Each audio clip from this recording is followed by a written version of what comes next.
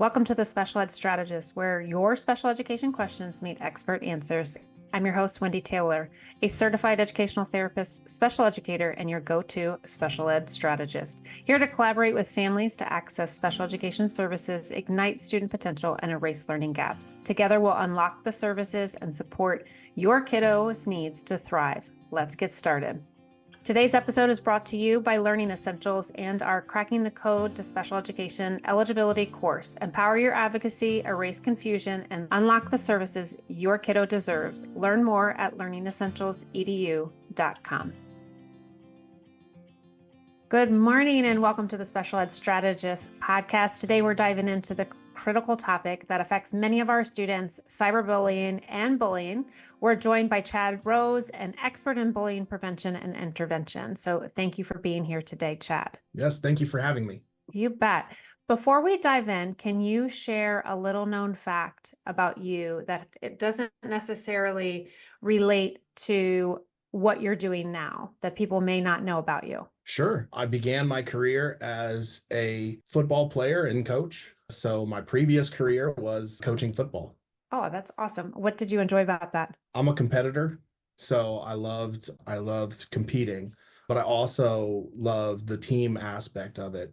A lot of the guys I played with are still great friends of mine and we're essentially family. So you're an associate professor at the University of Missouri, and you are the leader of the Education Bullying Prevention Lab there. How did being a football coach kind of lead you into your current role? I run my team much like I ran my football teams. You know, I still coach. I mean, I have a team of 11 doctoral students and a master student and, you know, any number of undergrads. And so I run it much like I did as I was coaching.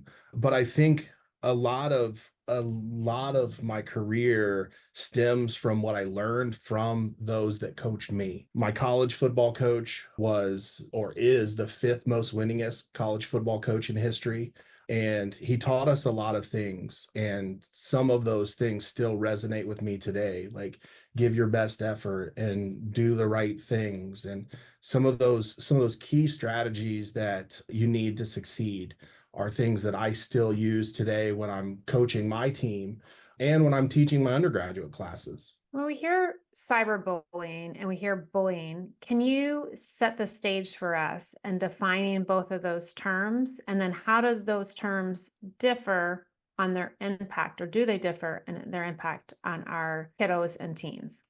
Sure. Bullying is generally defined as an imbalance of physical or emotional power, an intent to cause physical or emotional harm, and the behaviors are repeated or likely to be repeated without intervention. That's generally how bullying is defined. Cyberbullying maps onto that definition, but then there are some nuances that one should consider. The repetition piece, for example, as soon as something is posted online, it's repeated because all of the followers or all the viewers can see what was posted. Intentionality is always there because we have to be intentional on what we post. And so those are the subtle nuances that differentiate the two. But really the way I view it is cyberbullying is a form of bullying, and it fits within the social constructs of youth. Bullying is a social construct, and engaging in online socialization is part of youth's day-to-day. If we're talking about the nuances, right, of that, and then we are talking about neurodivergent learners, what are the unique aspects we should consider? Sure, that's a great question, and one that we've examined quite a lot to try to understand the impact on youth with disabilities or neurodivergent learners on cyberbullying in particular. And we found that it's essentially very similar to what we would think about bullying, because a lot of our focus in terms of interventions when it comes to traditional school-based bullying is grounded in social and communication skill deficits. It's the same online. There are social rules and norms that people follow in these online contexts.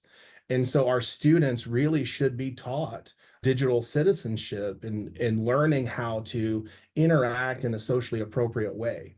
And we think about those kids with disabilities who may struggle with social skills in person. There's a likelihood that they may struggle with how they socialize in an online context as well. Thinking of your research, what are you guys examining as a team, and how is this looking to better support our students when we are on such a digital playing field right now? Sure, that's a great question. We do a lot of different research studies. I mean, I have a large team. I've grown since this started several years ago from me and one doc student to me and a team of almost 20. And so we do a lot of different things. Our main agenda falls in three categories. The first one is we work with schools and districts on making sure that their school anti-bullying policy is compliant with state and federal regulations, but also substantive enough to impact the lives of kids.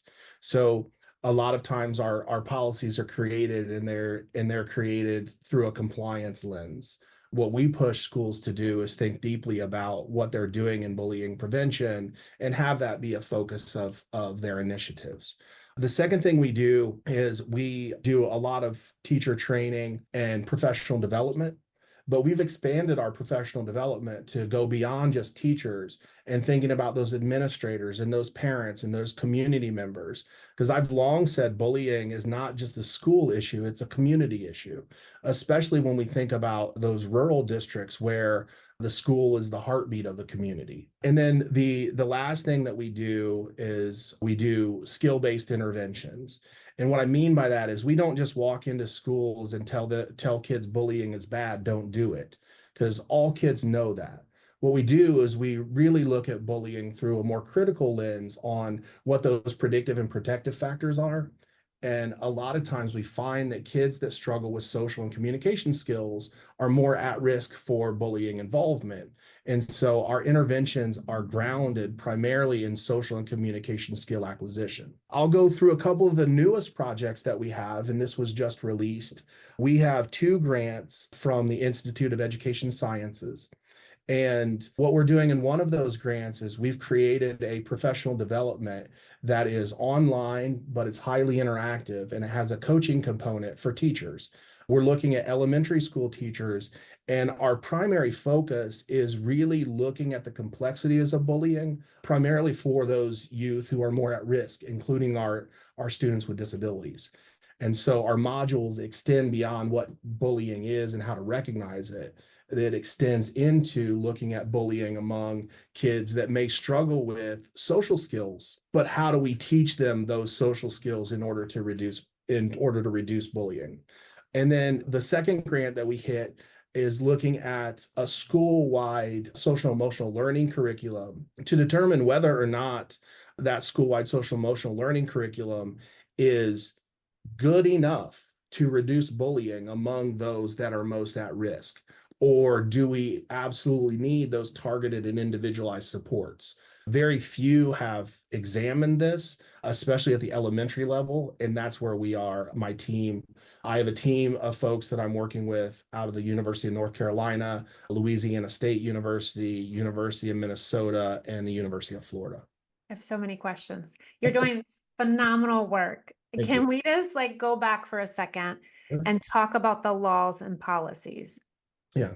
As an educator, school systems have their policies, but what does that look like on a national level and a state level versus a county level? Sure. So just so folks are aware, all 50 states and DC have anti-bullying legislation on the books. Some are better than others. Some are incredibly comprehensive and some are not. All 50 states require schools to do something in relation to bullying prevention. From a federal level, we don't have any legislation related to bullying prevention per se. However, we do have a number of our civil rights laws that protect certain subgroups of youth from bullying that is specific to whatever that protected class may be. So if we're talking about students with disabilities, for example, the Rehab Act, Section 504 of the Rehabilitation Act, and the Americans with Disabilities Act prohibit discrimination or harassment based on disability. And then we have the Individuals with Disabilities Education Act that really protects kids from being moved from one placement to another without having an individualized education program meeting, even if that is in an attempt to protect the child. So I'll explain that a little bit because that sounded strange. When we think about kids with disabilities, they are supposed to be placed in their least restrictive environment. That least restrictive environment is determined by a committee of individuals that represent the domains in which a student would live in a school, right? So you have the special education teacher, the general education teacher, an administrator, someone to interpret the assessment data, the parent, and in some cases, the child. So they determine the least restrictive environment. If a student with disabilities experiences bullying in a specific environment, we can't just take them out of that environment and place them into a different one without having a meeting with all of those people again. And what we're trying to determine is whether or not their environment has become more restrictive, which necessitates placing them somewhere else, or whether or not we can do something in what was originally determined their least restrictive environment and put supports in place in that environment. Because all students have the right to receive education in their least restrictive environment alongside their peers without disabilities to the maximum extent possible. So that's a little bit about the laws, the state laws, and the federal legislation. 37 states specifically require in their states teacher professional development and training. About half of our states, I think it's 19 of our states, directly reference students with disabilities in their state legislation, most of which defer back to federal civil rights laws. Now, when it starts boiling down to let's say on the ground, what schools are doing, some of our states have provided model policies that the school should follow. They've either provided model policies or recommendations on developing the policies, but not all. And so some schools are left to their own devices on developing their policies. But all of that happens under a backdrop of these legislations that are unfunded mandates. So most of our state level legislation are unfunded mandates. So monitoring the bullying reports and having people and supports in place are somewhat limited in some of the schools that have limited resources. So I think in addition to our policies, our schools really have to think about what types of interventions they're implementing school-wide. Yeah, and I'm going to get to that. So as a parent listening, where is the best place for them to look to find out more about the specific policies in, again, their state or district? So there's a couple of great resources out there. Stopbullying.gov is our federal website that has many, many resources for parents. They also have a landing page on that website that details all state laws and policies. So if I'm a parent and I want to know about what my state says, that's the first place I'm going. Because not only do they provide you with the law itself, they also provide you with a breakdown of what it actually says.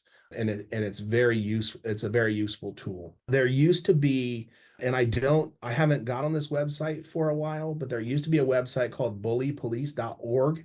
And that website was started by a group of parents.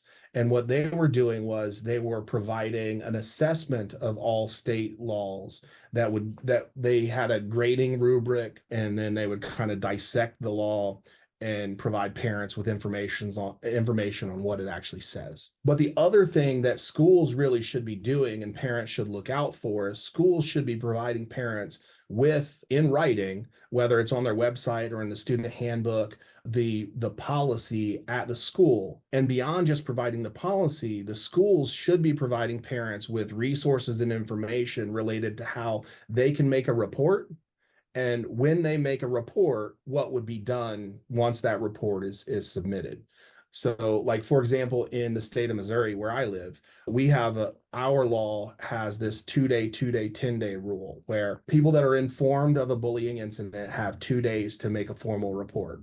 The principal or whoever is in charge of their bullying prevention task force or team has 2 days to initiate an initial investigation, and they have a 10 school day or 10 business day window to close that investigation.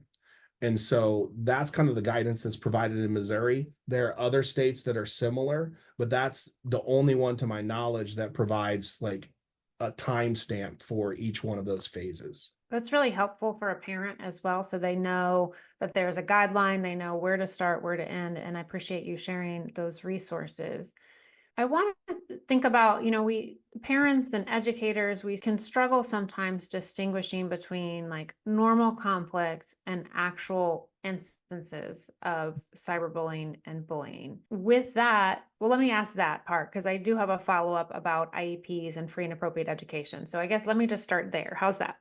Yeah, that's fine. Yeah, I mean, it can be difficult to determine because, and I say this all the time, bullying is grounded in perception, right? Bullying is what one kid thinks is bullying, another kid may not. And that's really where we struggle. And when we start to look at that, I really try to look through the lens of the child who is being victimized because they may not feel comfortable expressing themselves. Let's just use this example. I worked for the Human Growth Foundation, and we crafted a book that was a parent resource guide for kids who had disorders of growth. We did something very similar for kids for the Allergy Foundation for kids that have food allergies. And a lot of times those two sets of youth, and much similar to a number of our other subsets of youth, they experience bullying by people calling them names like shorty, and or you have a kid that has a peanut allergy and somebody's always bringing something that has peanuts in it and like acting like they're going to give it to them. And some kids want to fit in so bad socially that they're not going to say anything and they're going to endure it, and then they're just going to bottle that up inside and internalize it. And what we have to do with our children is have an open line of communication as adults, whether you're parents or teachers or administrators, because those things hurt. And what I talk to parents about is in they're trying to figure out whether or not their child is being bullied or bullying others. The first thing I tell them to look for is any marked behavioral change. So has their child changed their behavior? Are they becoming more withdrawn, or have they changed their peer groups? Has their eating habits changed, their sleeping habits? And then when it comes to cyberbullying, has their behaviors related to their devices changed? Do they use their devices less, or do they use their devices more? Are they more guarded when you come around to see what they're doing on their devices? And so if that is the first step, that we just constantly watch whether or not our children have behavioral changes, we're making a move in the right direction. The second thing I tell all parents is we have to talk to our kids. Like, for example, when I think about when I used to pick my daughter up, she just started 8th grade today, so it's an exciting day for her. But I remember I used to pick her up, and it was around about 2nd grade when I'd pick her up and I would say, "Hey, how was your day?" And she would say, "Fine." And I'm like, what was fine about it, right? But a lot of parents just stop there, drive home, and that's it. What I encourage parents to do is ask direct questions, right? So, what made you laugh today? Who did you play with today at recess? What did you play? Who decided what you played? And all these questions open up a line of communication. Then once that line of communication is open, children feel more comfortable talking to you about some of the complexities that they experience in school.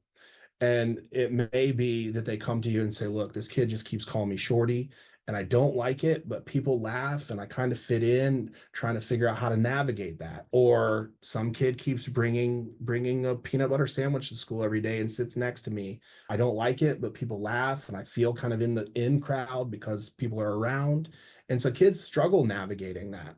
And so it's our responsibility really to talk to them, teach them what to say, what to do, and who to tell. And if they don't feel comfortable with that, then we talk to them about, well, we're going to have a conversation with your school about what they can do. And then I talk to schools about making sure that schools maintain an open line of communication with the parents. And we have to start to develop stronger partnerships with our schools as parents. Schools have to also start developing stronger relationships with their parents. And in doing so, we can start to recognize who's involved more rapidly. How do you encourage parents in schools to develop that mutual partnership?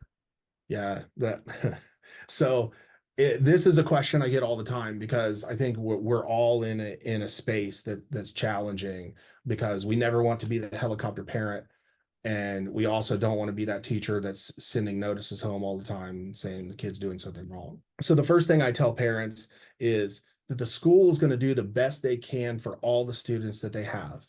There's I've been in thousands of schools, and I've met thousands of teachers that are well intentioned, and sometimes they may miss something. Sometimes their classes may be crowded, but a lot of times they can miss the socialization piece of it because they're so heavily focused on making sure all of their students get the academic content that they need. And so one thing that I push parents to do is talk to their school, talk to their teachers about establishing a relationship. I know when I go into parent teacher conferences and my child has a challenge, I tell the teacher, I said, look, I want to be in this together. I want to be speaking the same language to my daughter, and I want to know what you're doing here, and I'm happy to tell you what I'm doing at home, and then maybe we can come to an agreement on how we can respond to whatever that challenge may be. And I tell teachers when they're talking to parents that parents may get upset because they're sending to them to take care of for most of the day the one person in the world that they love more than anything. And that piece right there can invoke emotion. And I mean, sometimes I have to remind myself when I go into schools to calm down. I'm a parent, I'm going in, but I also have to fall back on my academic career and practice what I preach. But it's emotional. And so if teachers can understand that parents are sending the person they love the most in the world, and parents could understand that teachers are going to do everything they can to support their child, but it's best if we have an open line of communication, and it's best if we establish a relationship and a partnership early on, then I think we'll be in a better place. Yeah, I always say we lead with fear and love in Yeah. our hearts, right? Yeah. As a parent. Yeah. Can we talk about IEPs just real quick? And we know that in order to make a change there, we need data for changing that, and whether that's least restrictive to make sure that we have this free and appropriate education. What type of information do you encourage, whether it's parents or teachers, to collect, so to say, data so that they can present a case for either a change in placement or a change within the school? Yeah, so IEPs are individualized for a reason because, every student is going to be different. I'm an advocate for data. I'm an advocate for collecting as much data as you can, whether that's a running record, whether that's office disciplinary referrals, whether that's I encourage all my pre-service teachers to take notes at the end of each lesson and reflect on how the lesson went. And then, we have the other pieces to that would be I encourage schools to make sure they keep track of nurses' visits because that's a big indicator should a kid need support, how often they go to the office, whether they're asking to go to specific teachers. But one key piece of information that really helps when we're working in schools, if schools adopt a behavioral risk screener, what I encourage all schools to do is at the beginning of the year, do this behavioral risk screener. There are a number of them out there, but essentially what those screeners are doing is they're determining whether or not that child is engaging in the socially appropriate behaviors at an age appropriate rate, right? So we focus on on these behavioral risk screeners because they are early indicators of a number of things, including special education placement. But even if a kid has an IEP, those screeners are key to knowing whether or not there have been growth in specific areas. I encourage all IEP teams to make sure that screener information is included in the present levels form. And if the student ends up in one of the areas on the screener that needs support, like for example, on our screeners, we focus on emotional and social behavior. So that's kind of where I look at in some of our screeners. And if those screeners are hitting as that kid is at risk, then what we'll do is we'll provide that student with targeted support, meaning we may provide them with support in small groups, or if they are really at risk, individualized supports. But all of that information can be included in the IEP. And I think we should be using the IEP as a tool just beyond our traditional academics. And let's say they have a functional behavior assessment, behavior intervention plan. We really should be using that IEP as a tool to recognize how kids are socializing in school as well.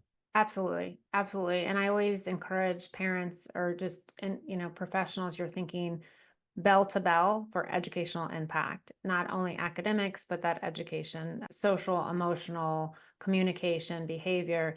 And I like that there's a screener available. Would somebody just Google that, or do you recommend a particular one if either a professional or a family member is looking for this, so that they can add that information into whether it's their parent input statement or the present level that a professional is writing? Yeah, the one that I use the most is called the SABRS. It's the Social, Emotional, Academic Behavior Rating Scale. And it was created by a friend of mine, Steve Kilgus, a long time ago. And there's really strong psychometrics to it. We use it when we're working in school districts that want to identify kids that are struggling with social and communication skills. And then what we do is those kids that we identify on that screener, and the developers of the screener provide kind of a scoring rubric for you, so you would know who's at risk based on national norms. And then what we do is we pull those students out and provide them with targeted instruction. Many of our schools today are going to models to where they have like a homeroom period or an RTI or a PBIS period. And we really draw upon those periods to provide kids with these targeted supports, because during those times, kids are moving everywhere in a school. So it doesn't look out of the ordinary to be providing those supports. Yeah, and we were talking about earlier just in terms of kids with social and communication needs and to support that risk. So what exactly does that look like? Because informing, right, giving the information, doing the professional development and the training, and then to really kind of wrap that around, what would that look like for a school to integrate into their day? And I love the pockets of time that, yes, you're seeing more and more schools with these little fly times or PBIS or whatever it may be, that then you can target your interventions there and nobody feels like they're being called out for anything, or they're not losing their academic instructional time. Right. I mean, to me, that piece is key first off, because we don't, one of the other predictors of bullying involvement is youth appearing dependent on adult support. And when we're going into classrooms and pulling students out randomly, that it gives this appearance that they need adult support or extra support. And so if we do it in a way that's seamless in schools, that reduces that risk. You asked a big question, because this is what me and some of my colleagues are trying to tackle right now, is this hidden curriculum. And these are the social rules and norms that everybody seems to know but aren't directly taught. And the reason we don't teach them is largely due to the focus on academics, on the heels of No Child Left Behind, where we really started focusing on testing and making sure no child was left behind. Even though that's gone away somewhat, we still lean hard into these standardized testings and our academic standards, which I appreciate, because I mean, we need to get there as well. But we focus far less on how social our schools are, and this is really where kids learn these critical life skills on how to communicate with others in an effective way, and those skills serve them just as much, if not more, than learning algebra. And I'd argue that all day long. I mean, I've seen people leave high school, never use algebra again, but they have conversations every single day. And so they need to know that. But I think the bigger issue is not just that we lean heavy into academics.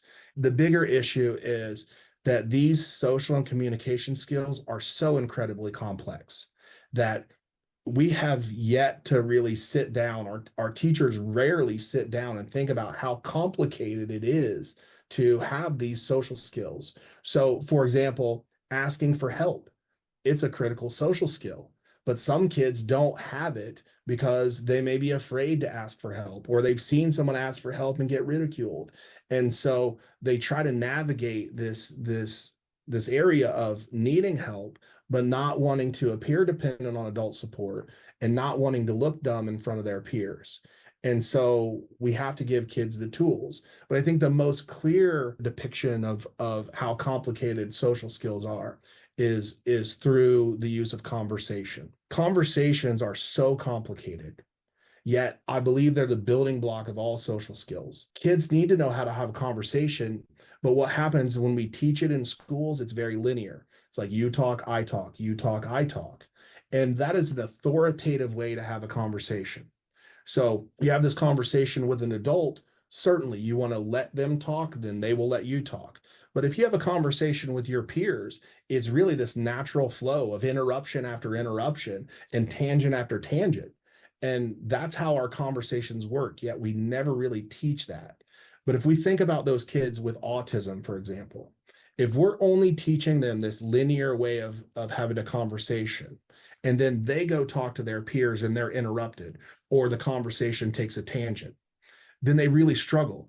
And so that's when they start to pull back on conversations, because that wasn't how they were taught. It didn't follow what the teacher told them. And so now all of a sudden they're struggling and trying to understand how to interact. And to me, that's why we're not directly teaching social skills in our schools, because they're complicated. And there's not a great curriculum out there to teach the nuances of socialization.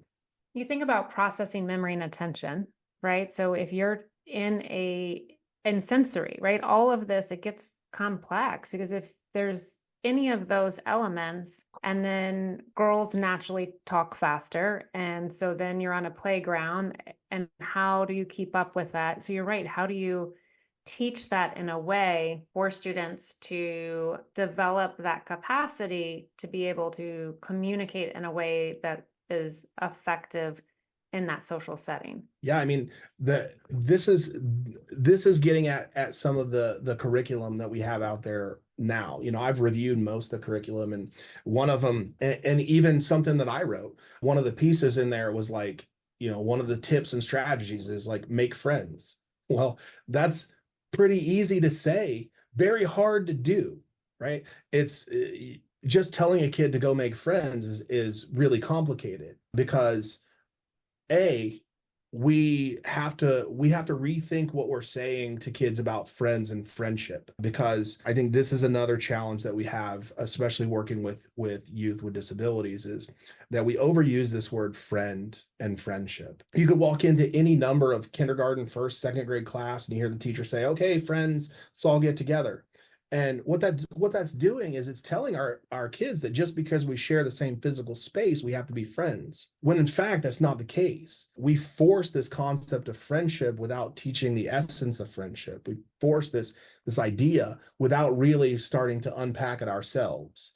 And it's okay that our kids aren't friends. They just have to be friendly, right? That's what we want. That's what we're really saying, is that when you're in this space, we have to be friendly to one another. We have to be collegial. We have to work together, because we don't have the capacity to be friends with all of these.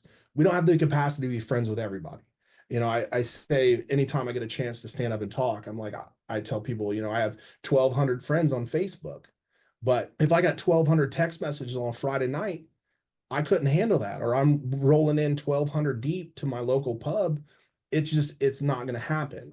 And so we don't have the human capacity to do that, but we do have the human capacity to be friendly to others. And so what we got to start doing is talking to our kids about what friendship actually means and how to find and navigate these social spaces to find our place, because there are places for everyone. And with the advent of social media and with the advent of all of this online gaming, a lot of people are finding friends in electronic spaces as well. And so getting back to your question, I mean, the sensory overload in a school is immeasurable. Like I would encourage any parent to walk out onto a playground during recess and say, hey, you go navigate this. Like, you go find somebody to play with, because it is really hard for kids. And so we need more supervision in these spaces. I think that in some cases, some of these spaces should be more supervised more, but implemented in a more systematic way. Like, we are going to do these things today. We need to think as adults how we're matching our kids together. We need to be modeling the same things that we're asking them to model. And so when we go out into the supervisory space, we should be interacting with them, not interacting with the other adults that are out there. And I think that those are some strategies that we can use to improve those spaces with less structure. You brought up a good point about online gaming and kiddos meeting friends or meeting others in the online space to game together. What are your thoughts on that? Like, how do you navigate that as a parent, and what is research showing you the results of that? I'm really excited to talk about this, because this is something that Do it. is to me is something new that my team has been able to do. So first off, I hear you, parents. Like, I hear you. I have a daughter who is about to turn 14. She's been on social media for a really long time, because, I do have some privilege in that I know how to monitor it, and I know where all the parent resources, and I have contacts, and so, like, I recognize that. But my daughter is deep into social media. And when I think about friendship, right? Friendship is not defined by physical space. And one thing that we have to recognize as parents is that kids are socializing in electronic spaces in ways that we never imagined, but also they can't differentiate between electronic and physical spaces the way previous generations have. I mean, I'm Generation X, and so we are the last generation to navigate the non-internet world with the internet world. And when I look at how kids are socializing and being so incredibly creative in these online spaces, I would never want to take that away from them. We just have to teach them how to be safe. And we did this study recently, and I'll tell a short story. But my daughter ran up to me one day and she said, "Dad, you got to do something. My friend's talking about hurting themselves." And I'm like, "Oh no, who?" Because I knew all of our friends in physical space. And she's like, "Cool Ninja 2447." And so I had to look at her for a second, and I'm like, I had to take my father hat off and put my researcher hat on, and see that she was emotional, like it was one of her friends. And I'm like, "Okay, so tell me about it." And we got that resolved. It was fine. But then a couple of days later, my wife sent me this picture of a plant. She's a plant connoisseur. So we have hundreds of plants in my house. And she sent me this picture, and she's like, "Look at this," like all excited. And I responded really indifferently, just, cool. And she responded back to me. She said, "All my friends in my plant group love this." And so when she got home that night, I said, "Are you friends with these people?" And she's like, "Yeah." She's like, "I talk to them all the time." And I said, "Okay." So that prompted us to study it. Those two conversations prompted us to determine whether or not kids are actually developing friends online. And I'm happy to report, and I mean, I don't know if everybody's going to be happy about this, but I'm happy to report that a large majority of our middle and high school youth say that they have developed friends online. A large majority of our high school youth have also said that those friends that they have met and developed online are just as meaningful to them as their friends in physical space. Now, I want to say that, and then also say, however, we've done that a similar study at the university level, and the students at the university level seem to be pulling back from their online friendships and diving more headfirst into physical types of socialization because their horizon has just been opened up, right? Now they're no longer confined to that one school. They're around thousands of people. And I find this incredibly fascinating because we have kids that are finding a space for themselves online to where they can find people that allow them to be themselves. And that's really what we all want. We all really just want to be individuals. And I think the online spaces allow our kids to do that. And so, with that said, we have to do a better job in our homes and our schools on teaching kids, that safety online, but also recognizing that there's choices that they make online. What they post and what they don't post, how they respond or not respond, are all choices that are important. And then also teaching them about this concept of permanence. They're starting to develop a digital footprint that will last, that will carry along with them for a number of years. And so, as long as we're teaching them those things, then I feel that the online community is becoming a safer place. But that's not to replace parental monitoring. Like, parents should monitor, but I think that our kids are developing friendships online. What are some resources that parents and professionals can turn to support all of our students, but particularly our vulnerable students? Yeah. There are a couple of places that you can go. I mentioned stopbullying.gov already. There is the Cyberbullying Prevention Center out of Justin Patchen and Samir Hiduja. They run that center, and I believe it's out of Florida Atlantic University. The Pacer Center is amazing for youth with disabilities, especially. But the Pacer Center offers great resources, but they also have their National Bullying Prevention Center, which is great. There's a center out of the University at Buffalo called the Alberti Center for Bullying, Abuse, and Prevention. They do a lot of great work, but their director, Amanda Nickerson, is really heavily involved in bystanders education and supporting those bystanders. You can come to our website, the Mizzou Ed Bully Prevention Lab. I mean, I think if you Google that, you'll find it. I don't know the exact web address. I think it's mizzoubullybreventlab.com. And then one of my good close colleagues out of the University of North Carolina, she has the Rave Lab. Her name's Dorothy Espelage, and she has the Rave Lab, and they have a website. She and I work a lot together. She's on the grants, on both of my grants. They do a lot in the area of school violence and other minoritized youth groups other than kids with disabilities.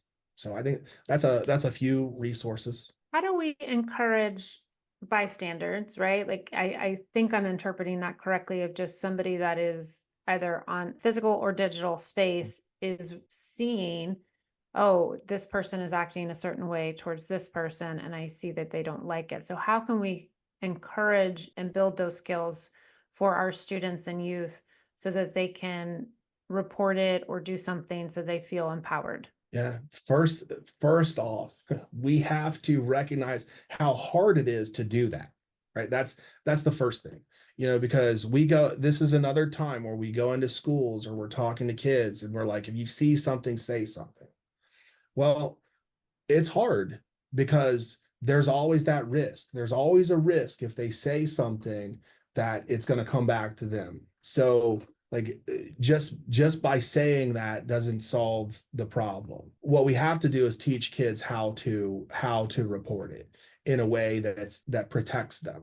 And so our school-based policies have to include, those mechanisms that they would use to keep reports confidential. The other thing we have to do is make sure that schools are providing students with the resources necessary to make those reports. I was in a long time ago, I was in a school and I was talking to them about their bully prevention policy. They walk me to the office. They show me the slips that kids have to fill out if they're making a report. Those slips are bright pink. Who in the world is going to walk into the office and pull that and fill that out? And so like we have to be thoughtful in how we're providing kids with the mechanism to make reports. One really cool way that I've started talking to school districts about, and one of my doc students came up with this a couple of years ago, is if you post a QR code on the walls, you post a QR code on the wall, that goes to a digital reporting form, whether you're using Google Forms or Qualtrics or whatever you're using, that would go to a digital reporting form and kids can make a report. No one thinks anything, especially in a high school or middle school. No one's going to think anything of the kids, thumbing their phones because they're doing it constantly. And so that's a way that they can make a report, remain relatively anonymous, and not nobody's going to know. But we also have to teach our kids what to make reports and about what are they going to make the reports for? What are they looking for? And so we have to make sure that we're doing a great job in our schools in providing them with the information, whether that's through routine in services, or maybe we have a space in that RTI period where the teacher is going to talk about what they would do should they see it, but they need to be informed. One thing that I tell all schools is kids need to know what to do, what to say, and who to tell. But adults in the building also need to know their steps in protecting a victim, responding to the alleged bullying, and protecting the reporter. If we are framing our policies based on those 6 components, then we should be pretty safe. As we hear about budget cuts and teachers being overwhelmed and teachers covering classes and principals, everybody's trying to do the best, what is something that we could do that really could get this message across? I think those 6 elements are key. What is something that staff can do that doesn't feel overwhelming or doesn't cost anything, or kind of in this space of where educators are feeling now? Yeah, I'm hearing this all across the country, and I know schools and teachers are feeling pressure. The thing that I talk to schools most about in terms of changing of program is thinking more deeply about that hidden curriculum, as we mentioned earlier, the social rules and norms that everybody seems to know but aren't directly taught, and thinking about how can we directly teach those things, because the students we're really talking about are the students that struggle with those things. So how can we do that without money, with limited resources, without completely changing everything? And one of the easiest ways that we can do this, and this takes buy-in first off. I mean, we have to believe that we have to do something in a school building in order for anything to get done. So one of the easiest things that I tell all teachers that they can do is when they write their lesson plans, they have learning objectives. In addition to those learning objectives, they can have some sort of social or communication skill objective. Let's just use collaboration, for example. Let's say we have a teacher that has their students broken out into groups. This happens all the time. There should be intentionality behind why you're in groups. There should be learning objectives for why you're in groups. In addition to those learning objectives, we tell our students, these are their learning objectives. Also, I'm going to be looking to see how you collaborate. Collaboration to me means, and you define it. And then when you see kids engaging in collaboration, you walk around and use behavior specific praise. I really like the way you are, or you should be proud of yourself for. And if we just shift to adding social and communication skills as objectives in our lessons, and we shift our mindset from giving reprimands, corrective feedback, and general praise to really using behavior specific praise. I really like the way you are doing whatever you're doing, or you should be proud of yourself for doing whatever you're doing. Then we will see a shift in student behavior, the classroom climate, the school culture. That shift will happen. We have decades of research around behavior specific praise to demonstrate that would happen. But to give you a little context, right now, we as educators are more prone to providing corrective feedback or reprimands. Stop doing that. Sit down. Don't do that. than we are to giving behavior specific praise to a student who is simply doing what you expect them to do. And so it doesn't require any money. It just requires a mind shift of a teacher to recognize that if they do in fact use behavior specific praise, those behaviors will shift. As we wind down today, what is something I didn't know enough to ask that I should have asked? Oh no, you touched on a lot. Oh, we got to quite a bit. The one thing that I thought about at one point we were having this conversation, and one thing that I missed is to tell parents of youth with disabilities that they should be advocating for their child when they go into those IEP meetings. It is so incredibly important for you to be informed. It's so incredibly important for you not to just be talked at, but be a contributing partner in that conversation, because that is how the program and education for your child is developed. And it is really important that you have a voice. And more times than not, the papers are already crafted, and the special ed teachers doing most of the talking. Don't be afraid to ask questions. Don't be afraid to provide your opinion. Don't be afraid to ask for reasonable accommodations for your child. Be your child's best advocate. That's the strongest tool that you have when you have an IEP, is to go into the IEP meeting informed and having a conversation with the teachers that are there. Amen. Amen. Final question. If you had a billboard, I think you might have answered this, but it may be different, for parents with one tip, what would it be and why? Talk to your kids. Talk to them. I mean, talk to them. And if they keep giving you one word responses, ask another question and ask another question until they learn that you're going to ask questions until they have a conversation. I have 3 boys, and we're working on this in our house. And I always say, this is the hill I'm going to die on. Having conversations is a life important skill. Absolutely. Absolutely. So Well, I am grateful for your time today. I know so many folks are going to glean tons of information, action items for sure, that they can start to implement, whether it's in their home or in their school building.